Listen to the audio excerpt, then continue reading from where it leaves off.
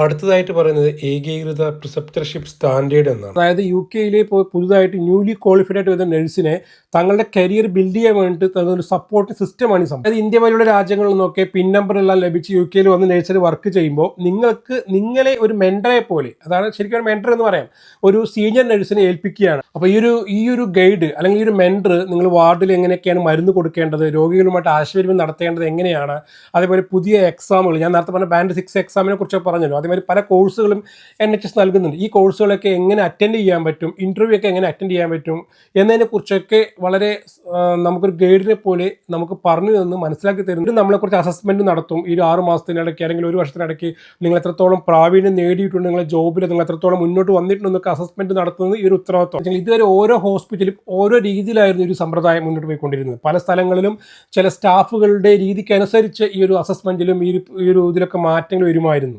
അപ്പോൾ ഗവൺമെൻറ് പറയുന്നത് ഇത് ഏകീകൃതമാക്കി മാറ്റുന്നതിലൂടെ ഇതിന് പ്രത്യേക സ്റ്റാൻഡേർഡ് കൈവരിക്കും. ഒരു സ്റ്റാൻഡേർഡ്, അതായത് ഒരു റൂൾ കൊണ്ടുവരും. അതിലൂടെ തന്നെ എല്ലാ നഴ്സുമാർക്കും ഏകീകൃതമായ രീതിയിൽ തന്നെ ഇത് ലഭിക്കാനും അവർക്ക് അവരുടെ കരിയർ മുന്നോട്ട് കൊണ്ടുപോകാനും സാധിക്കും എന്നും വെസ്റ്റ് റേറ്റിംഗ് പറയുന്നു.